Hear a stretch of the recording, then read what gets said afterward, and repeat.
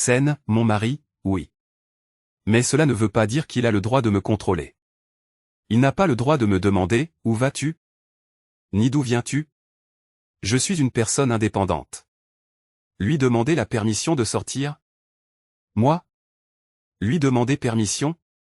Suis-je mineur pour lui demander la permission, comme s'il était mon tuteur?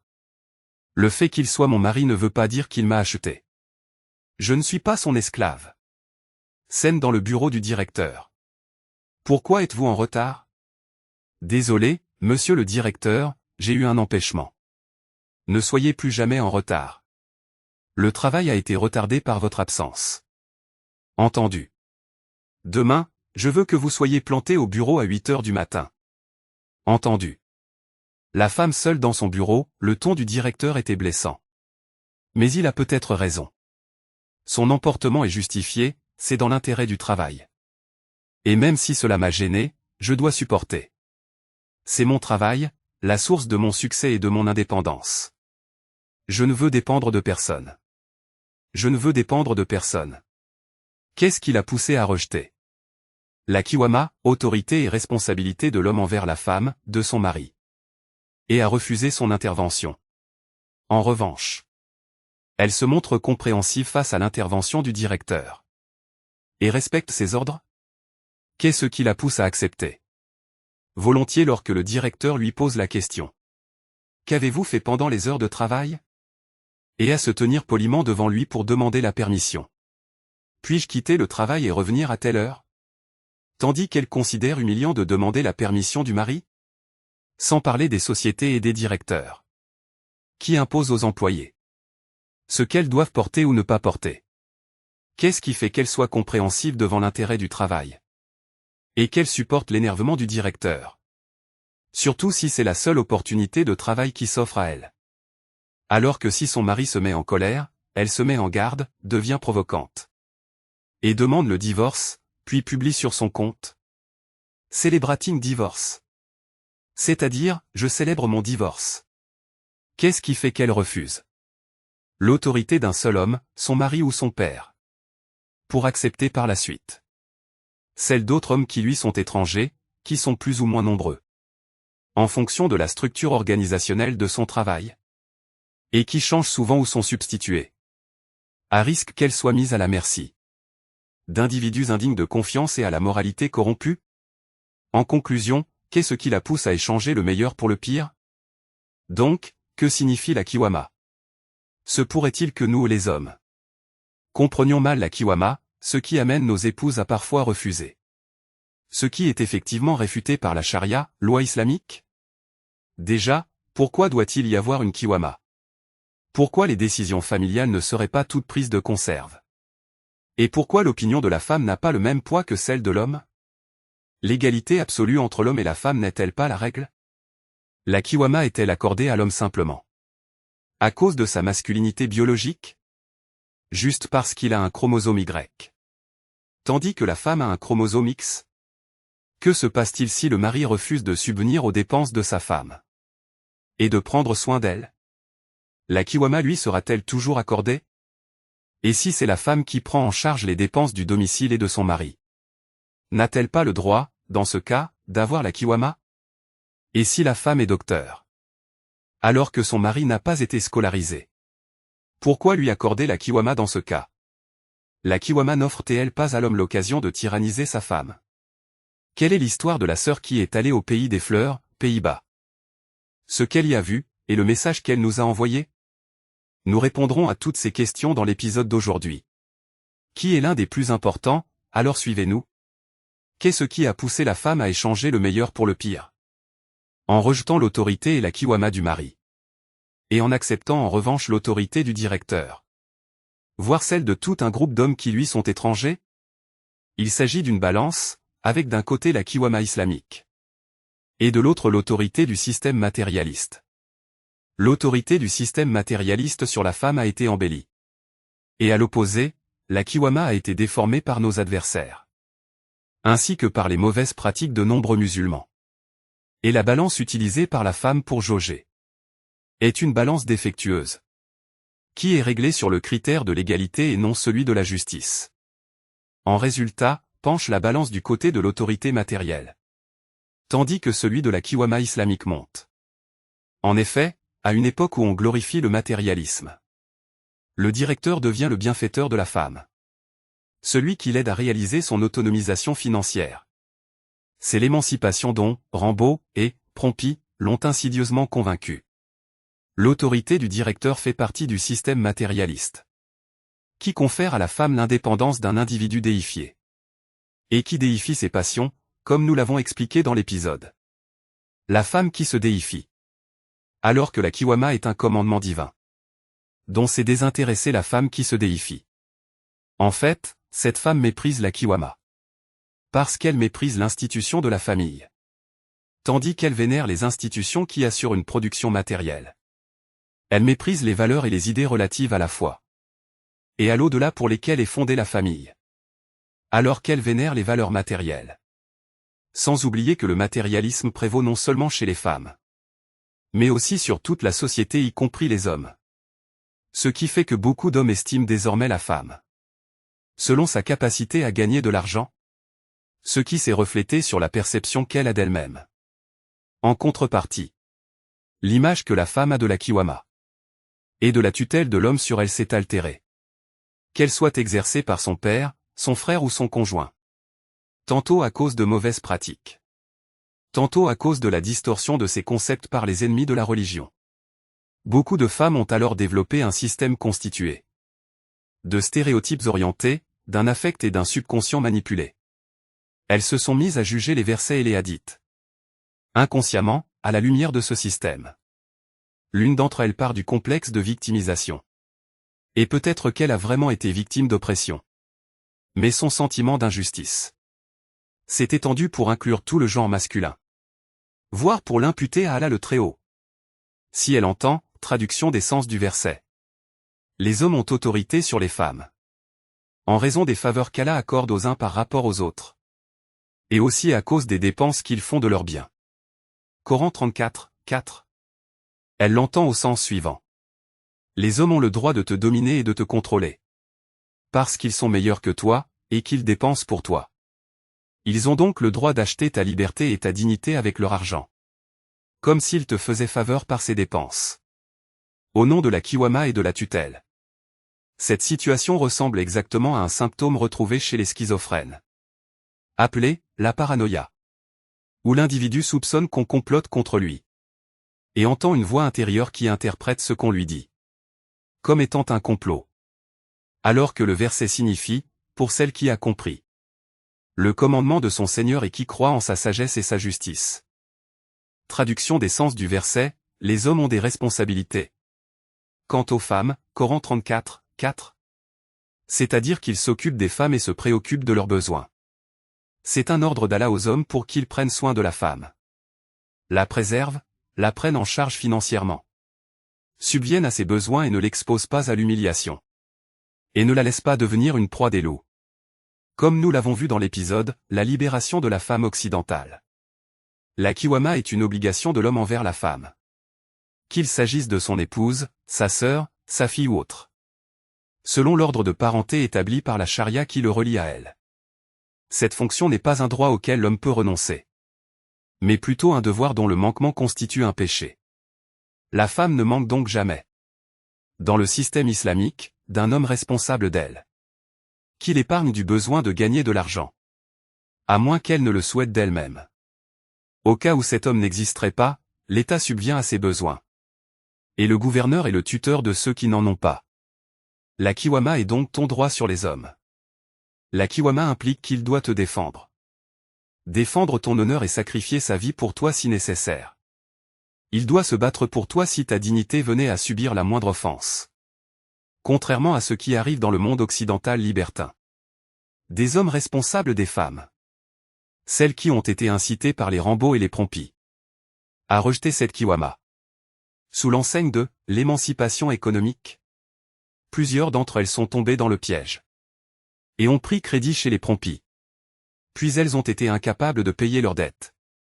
Et là, l'État, qui, dans le système islamique, devrait pourvoir aux besoins de la femme en cas de nécessité, vient décréter l'emprisonnement de ces femmes ou leur humiliation. après les avoir incités graduellement à refuser la kiwama. Quand la femme a échangé le meilleur pour le pire, elle a reçu, au lieu de la kiwama de ses proches, la prison des prompis. Les hommes ont autorité sur les femmes, traduction des sens du verset 34, 4. Ces hommes tuteurs doivent diriger la famille. Il s'agit d'une responsabilité avant d'être un droit. Suite à cette responsabilité, les femmes leur doivent obéissance. Dans ce qui est de leur droit sur elles. Comme le fait de ne pas quitter le domicile conjugal. Sans la permission du mari. En raison des faveurs qu'Allah accorde aux uns. Par rapport aux autres, traduction des sens du verset 34, 4. Le Très-Haut n'a pas dit. En raison de ce qu'il leur a accordé, comme privilège, par rapport à elles. Ni, en raison de sa préférence pour les hommes par rapport aux femmes. Mais, en raison des faveurs qu'Allah accorde aux uns. Par rapport aux autres, traduction des sens du verset 34, 4. Il a privilégié les hommes pour certaines prescriptions et certaines tâches. Et les femmes pour d'autres prescriptions et tâches. Ces privilèges relèvent d'une considération judicieuse. De la nature de la femme, notamment de son affect. Et ses aptitudes physiques et mentales. Qui l'habilitent d'une part à prendre en charge l'éducation des enfants. Et d'autre part, à être pour son mari une source de bien-être. Et de sérénité, ce que ce dernier lui offre aussi. Ces privilèges prennent aussi en considération la nature de l'homme.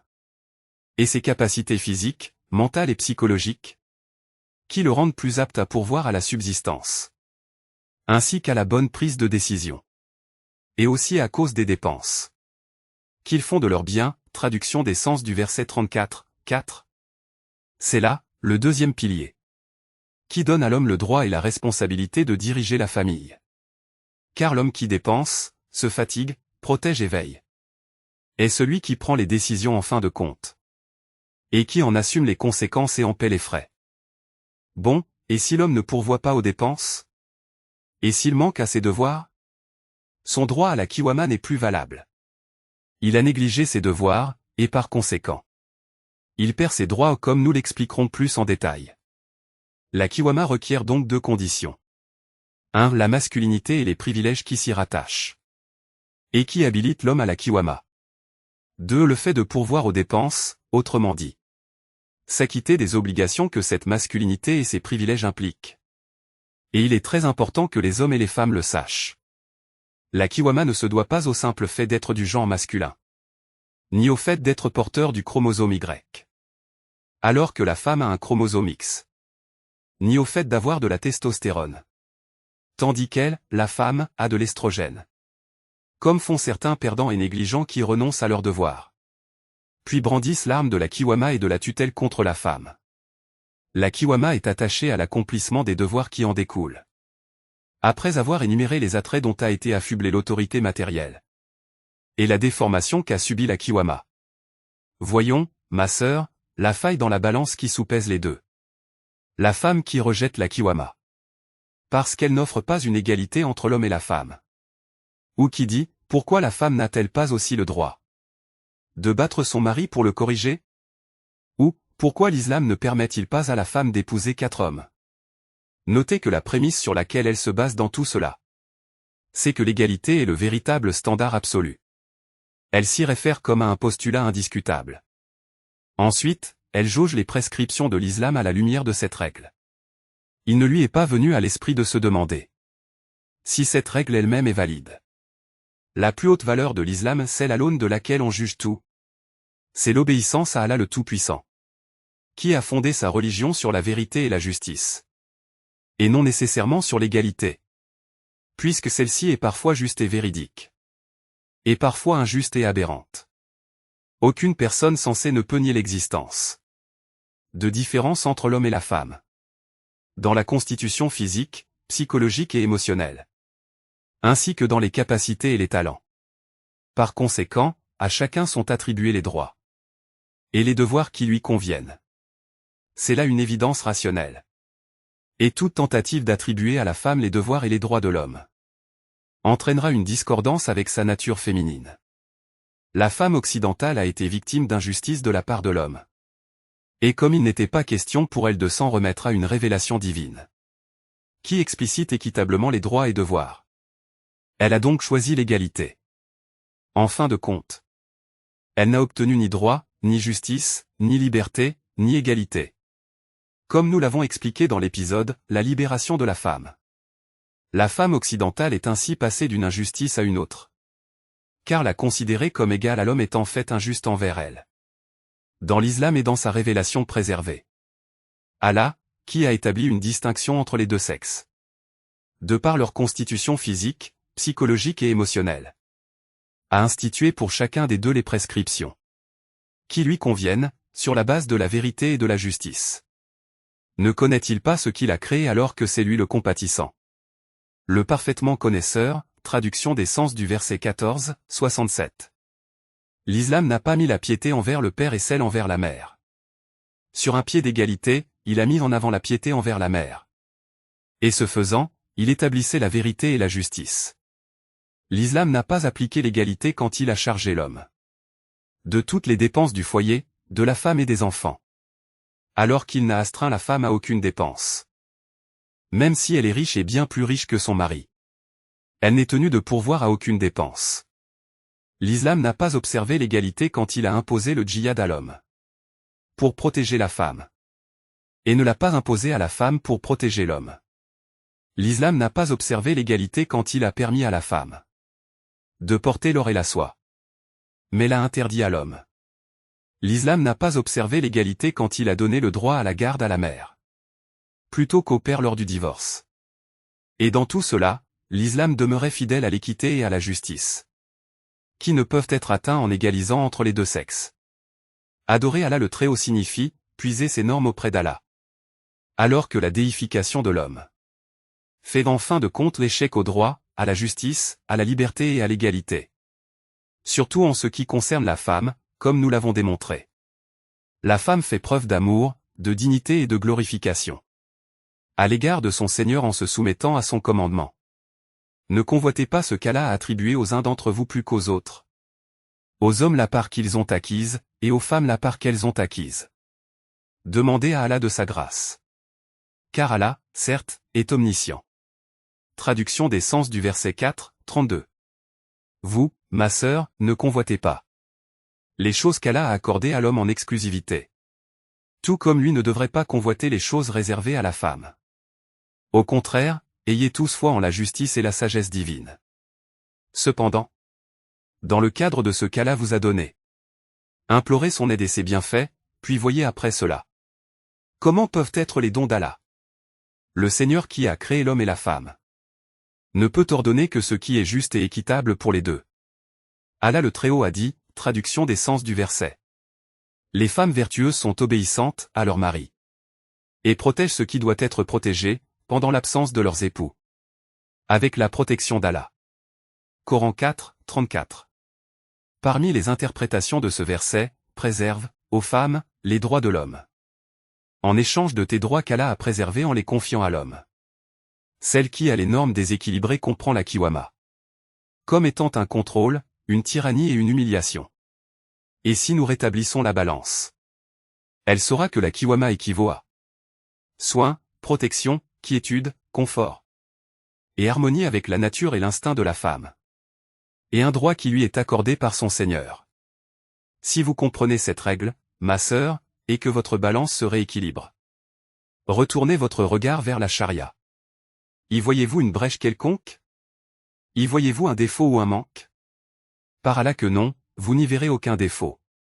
Car celui qui a si bien fait sa création a aussi excellé en légiférant, la charia. Après cela, venez mes frères et sœurs. Répondons aux nombreuses questions que nous entendons sur le sujet. Voyons comment la charia est une loi de vérité, de justice et de vertu. Question 1. Si les époux n'arrivent pas à se mettre d'accord, et que chacun dit à l'autre: acquitte-toi de tes devoirs envers moi pour que je te concède tes droits. Notre réponse est, en principe, le mariage doit être bâti sur l'affection, la compassion et l'intimité. Chacun des époux effectue ce qui lui est dû. Et même plus, volontiers et par amour. Ce n'est pas une institution comptable, dans laquelle chacun demande des comptes à l'autre, à l'image de deux associés se disputant les parts des actions. En cas de désaccord, il recourt au juge de l'affection et de la compassion qu'Allah a placé entre eux. Et il a mis entre vous de l'affection Et de la bonté, traduction des sens du verset 30, 21. Quand les mots « mon droit » et « ton devoir » sont fréquemment utilisés. C'est la preuve que l'institution du mariage ne remplit plus la fonction pour laquelle elle a été créée. Toutes les entreprises peuvent être fondées sur la justice. Sauf la société matrimoniale, celle-ci ne tient que par la bienfaisance. Question 2, c'est bien beau ce que vous dites. Mais si chacun des deux maintient sa position, et que nous entrons dans un cercle vicieux, acquitte-toi de tes devoirs. Non, fais-le toi. Vers quel côté allons-nous pencher? Qui doit être plus compréhensif et enclin au pardon? Nous répondons, c'est aux hommes de le faire, car Allah le Très-Haut a dit. Dans la sourate Al-Baqarah, ce qui peut être traduit comme suit. Quant à elles, elles ont des droits équivalents à leurs obligations, conformément à la bienséance. Mais les hommes ont cependant une prédominance sur elles, le Coran 2, 228. Écoutez ma sœur, comme il est beau ce commentaire que le maître des exégètes, le Dr Ibn Jarir al-Tabari, avance après avoir cité les différentes interprétations de ce verset. Al-Tabari, qu'Allah lui fasse miséricorde, a dit. Parmi ces interprétations, la plus proche du sens du verset est celle avancée par Ibn Abbas, qui dit que la prédominance mentionnée à cet endroit par Allah exalté soit-il veut dire qu'un homme doit être indulgent devant certains manquements de sa femme vis-à-vis des devoirs qu'elle lui doit. En revanche, lui doit s'acquitter de tous ses devoirs envers elle. Puis Al-Tabari a dit. C'est ce qu'Ibn Abbas entendait en disant.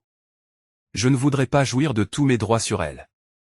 Parce qu'Allah, exalté soit-il, dit.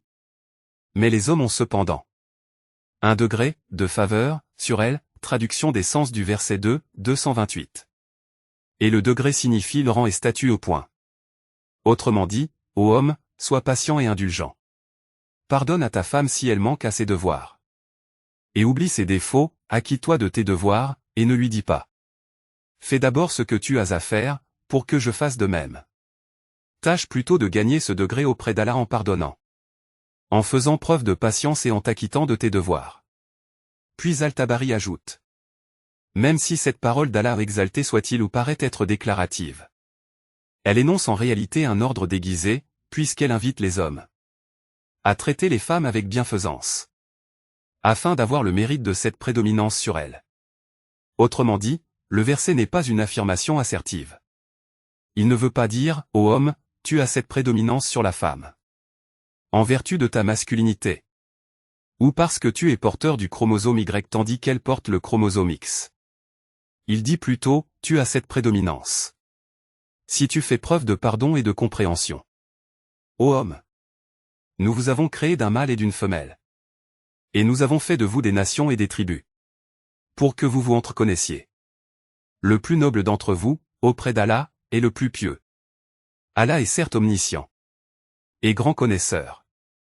Traduction des sens du verset 13, 49. Al-Razi a de beaux mots similaires à ceux d'Al-Tabari concernant l'une des deux interprétations plausibles du verset. Les hommes ont une prédominance sur elles. Alors imaginez ce que font certains conjoints quand ils négligent complètement leurs obligations, puis réclament leurs droits à leurs épouses en disant « C'est à moi que revient la kiwama, et j'ai une prédominance sur toi ». En interprétant le verset à l'envers.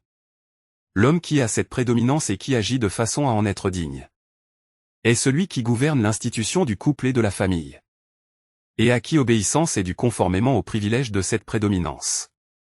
C'est également lui qui assumera les responsabilités et les conséquences des décisions prises, aussi difficiles soient-elles, conformément aux exigences de cette prédominance.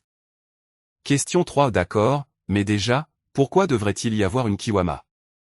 Pourquoi les décisions familiales ne seraient-elles pas toutes partagées? Pourquoi l'opinion de la femme n'aurait-elle pas le même poids que celle de l'homme?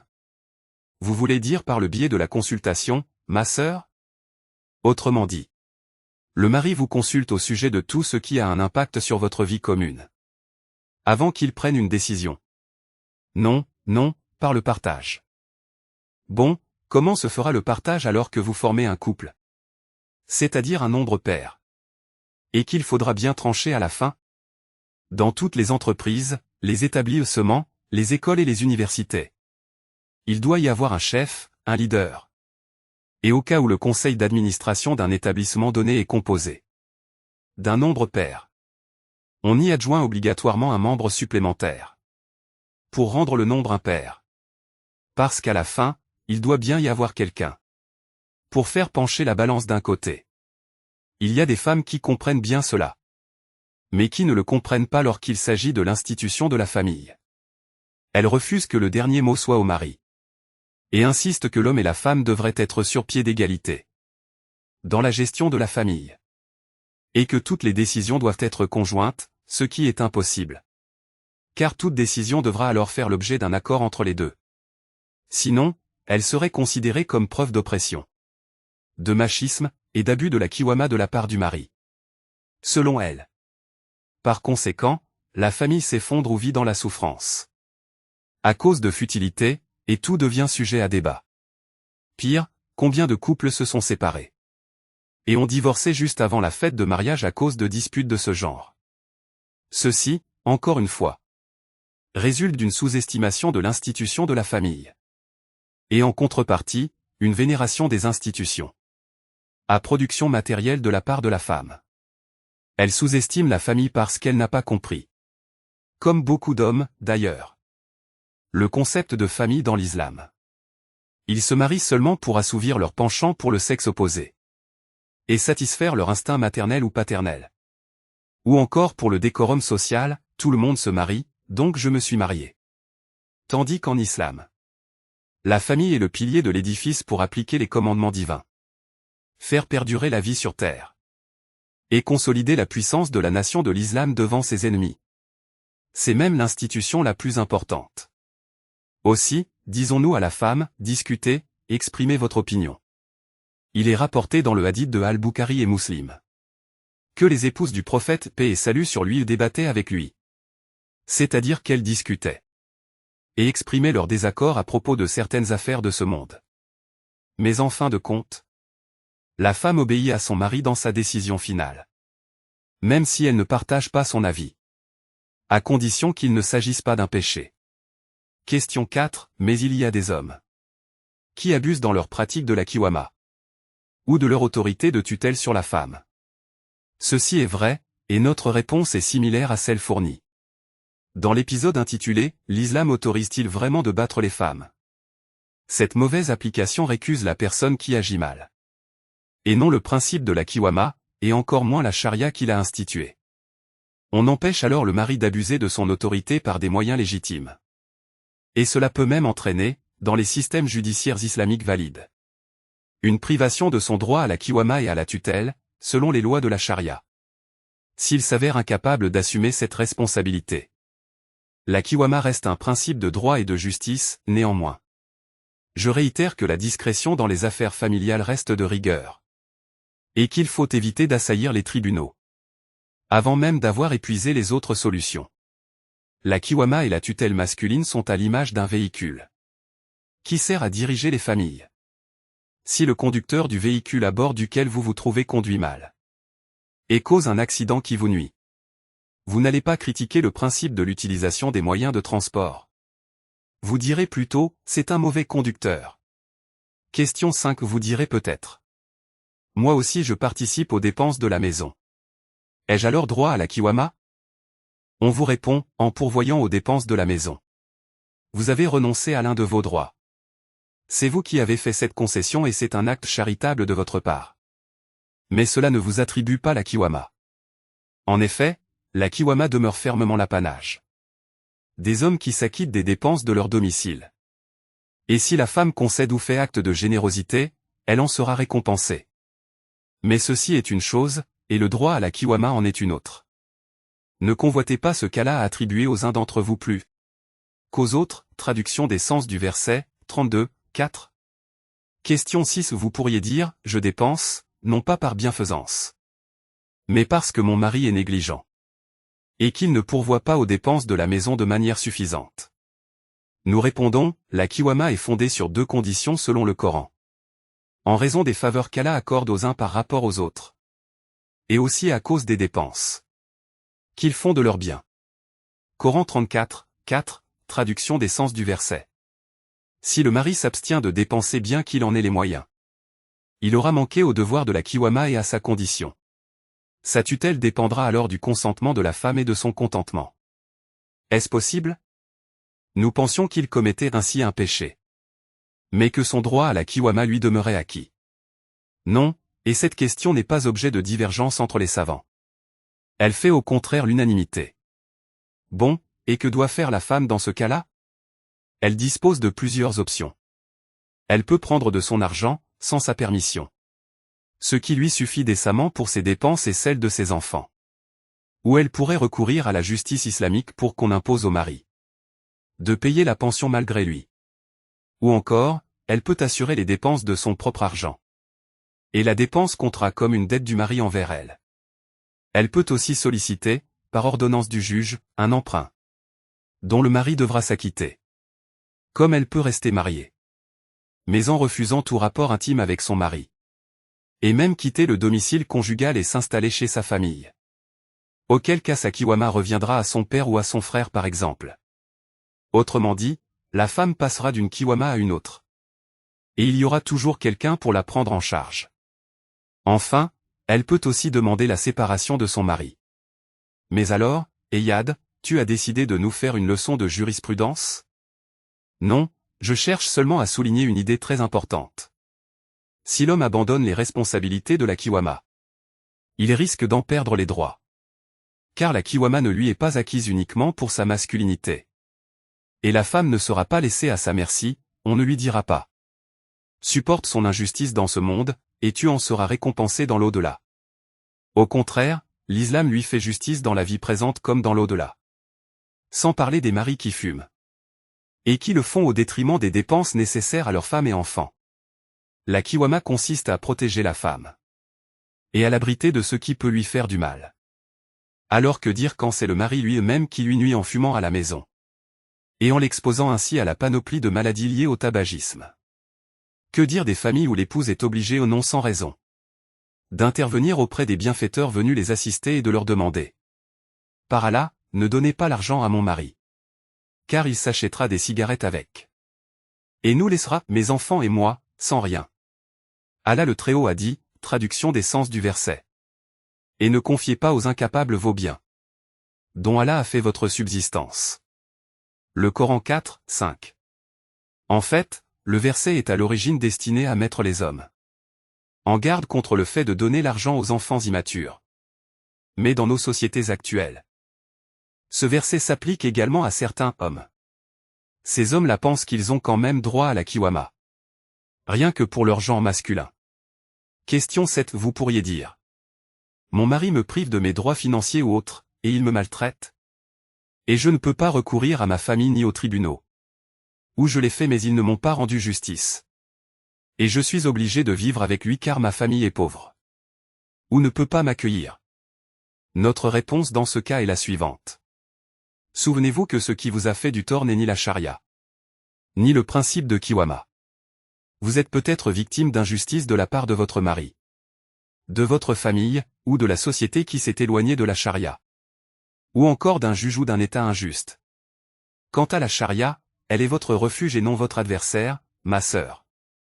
L'injustice que vous avez subie devrait vous pousser à soutenir la charia qui va vous protéger et empêcher d'éventuelles injustices que vous pourrez subir, vous-même ou d'autres personnes. La charia est votre refuge, non votre adversaire. Question 8. Bon, en quoi consiste la pension de l'entretien dont nous parlons? Il ne s'agit pas d'une dépense accablante pour le mari, mais plutôt que celui qui est aisé dépense de sa fortune. Et que celui dont les biens sont restreints dépense selon ce cas-là. Lui a accordé. Coran 7, 65, traduction des sens du verset. Il n'est pas obligé de procurer le luxe, ni de concurrencer les autres dans leurs achats effrénés. Puis qu'on lui dise, fais ça, sinon tu perdras la Kiwama. Au contraire, l'islam combat la culture de consommation matérialiste, qui épuise les familles et menace leur stabilité. Question 9. Que se passe-t-il si le mari est incapable d'assurer les dépenses? Vous connaissez bien la situation économique dans les pays musulmans, où beaucoup d'hommes perdent leur travail, et leurs commerces font faillite. Les juristes divergent sur cette question. Mais nous incitons la femme, dans ce cas, À s'armer de patience face à la situation difficile de son mari. Et à se souvenir des paroles d'Allah.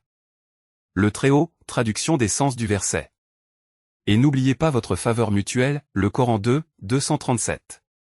Cependant, pour que les choses soient bien claires, nous rappelons aux deux parties que dans ce cas-là, la tolérance de la femme est une faveur. Et un acte de bienfaisance de sa part, et non un devoir. Et que le mari se doit d'être reconnaissant pour cette loyauté et cette bienfaisance. Et s'en rappeler plus tard pour être plus tolérant envers ses fautes. De son côté, quand elle saura que sa bienfaisance est appréciée et prise en compte, elle sera emplie de quiétude face à cette situation. La crise financière de l'homme est une source de détresse psychologique pour la femme, qui est instinctivement habituée à être dépendante dans ses dépenses. Elle a émotionnellement et psychologiquement besoin d'une personne qui la prend en charge financièrement, et ce même si elle a de l'argent. Et le mari doit prendre cela en compte s'il la voit devenir agitée ou désagréable. Lorsqu'il est en difficulté financière, il doit comprendre qu'elle souffre aussi bien que lui. Et doit alors être patient avec elle. Nous lui disons à elle aussi. Parmi les raisons de la crise de votre mari, la corruption des oppresseurs et le pillage des biens des musulmans par les criminels. Soyez donc un soutien pour votre mari. La destruction des familles ne fera qu'augmenter l'humiliation des musulmans et les mettre encore plus sous le joug des criminels qui ont rendu votre vie et la sienne difficile. Faites, donc, miséricorde à ceux qui sont sur terre pour que celui qui est au ciel vous fasse miséricorde. Sunan al-Tirmidhi, hadith bon et valide. Si la femme se montre généreuse à l'égard de son mari dans cette situation, et qu'elle l'aide, elle en sera largement rétribuée. Dans le hadith rapporté par Al-Bukhari, Zainab, la femme d'Abdullah ibn Mas'ud, a envoyé quelqu'un demander au prophète prière et salut sur lui. Serais-je récompensé si je dépense pour mon mari et pour quelques orphelins qui sont à ma charge? Son mari ne pouvant pas subvenir à ses besoins financiers. Notre prophète, que la prière et la paix soient sur lui, a répondu. Oui, elle aura deux récompenses, une pour le bienfait envers un proche, et une autre pour la charité. Sahih al-Bukhari. Elle sera doublement récompensée car elle a fait de la charité à son mari. De la charité? Oui, de la charité. C'est considéré comme une aumône faite au mari. Parce que l'épouse n'est pas obligée de faire cette dépense. Et en plus, sa rétribution est double. Question 10, mais, mon frère, ces propos risquent malgré toutes les précautions de rendre certaines femmes audacieuses. Que voulez-vous alors? Que nous nous abstenions d'apprendre aux gens leurs légitimes droits et devoirs? Est-ce mieux de les abandonner à leur ignorance? Elle ignore ses droits. Et même si elle venait à les connaître et les réclamer, son mari ne les lui donnerait pas. Alors à quoi bon lui faire savoir? Non. Le fait que les gens hommes et femmes soient conscients de la grandeur de la loi de leur Seigneur, et qu'ils soient rassurés de sa justice et de sa sagesse. C'est là l'intérêt le plus louable. C'est plus important que de veiller sur l'intégrité des familles. En laissant planer de la méfiance envers Allah et sa charia, que la mère finira par inculquer à ses enfants. Quand l'autorité de la charia est imposée à tous, justice sera rendue à tout le monde.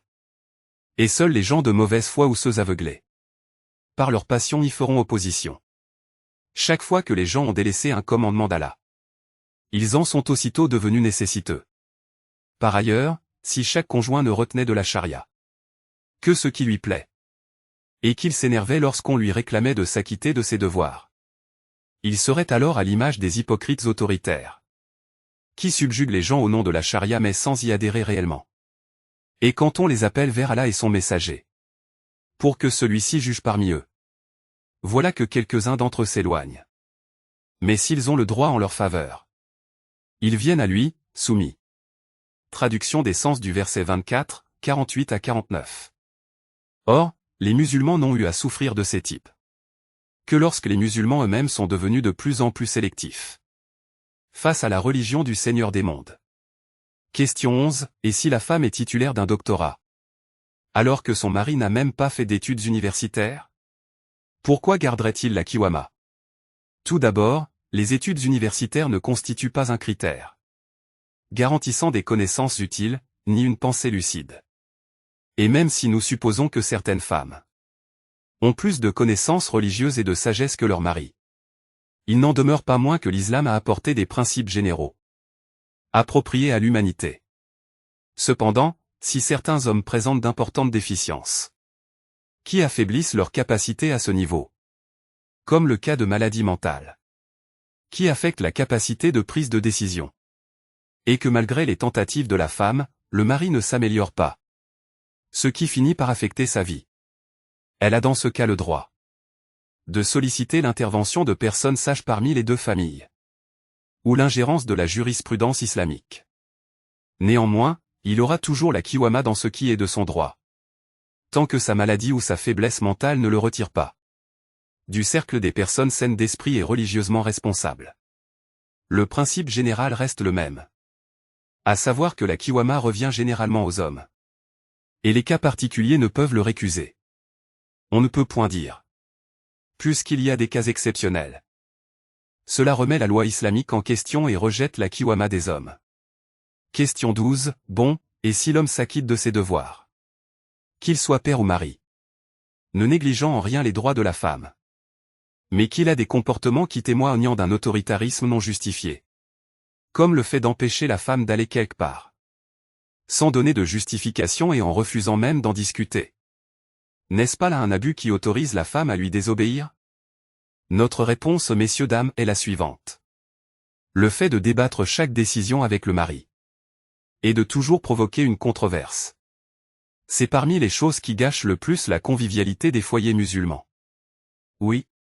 Le mari a le droit de ne pas permettre à sa femme de se rendre à un lieu donné, sans donner de raison, et sa femme doit lui obéir à moins que cela ne l'empêche d'apprendre les sciences de la religion qui lui sont exigées, ou d'entretenir les liens de parenté dans leur seuil minimum, ou de recevoir un traitement par exemple.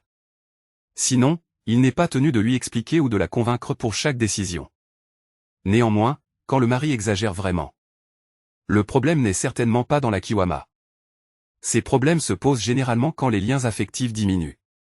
Et parmi ces signes, il a créé de vous, pour vous, des épouses pour que vous viviez en tranquillité avec elles. Et il a mis entre vous de l'affection et de la bonté. Le Coran 21h30, traduction des sens du verset. Si l'affection s'affaiblit, le mari pourrait priver sa femme de ce qu'elle aime pour exprimer son mécontentement. Votre rôle ici, honorable dame, consiste à réfléchir à la façon d'agréer à votre mari, et de réaliser que cette qiwama vous est, dans l'ensemble, indispensable. Il se peut que le lot contienne des composants qui vont à l'encontre de vos désirs légitimes. Vous pouvez alors essayer de les réaliser avec délicatesse. Mais renoncer à la qiwama dans son intégralité n'est pas une option. Dans les conflits entre hommes, vous pouvez être en colère, exaspéré, irrité. Vous criez sur votre adversaire, vous froncez les sourcils, et vous guettez une réaction de sa part, pour augmenter votre niveau d'irritation et de colère. Quand deux vous portent le coup de grâce. Qu'est-ce que le coup de grâce? C'est quand il vous dit: quoi qu'il en soit, je suis désolé si je vous ai offensé. Mon intention était loin de vous faire du mal. Puis, se retirant tranquillement, il vous laisse seul avec votre conscience. C'est là une incroyable force déguisée en faiblesse. Il vous transforme à vos propres yeux d'oppressé à oppresseur. Et alors que vous vous apprêtiez à le battre, vous fondez en excuses dans l'espoir d'une réconciliation. Tel est le scénario entre hommes. Alors qu'en est-il de la femme sage? Qui sait que son arme la plus puissante est justement sa faiblesse? Elle prend alors la main de son mari et lui dit des mots affectueux.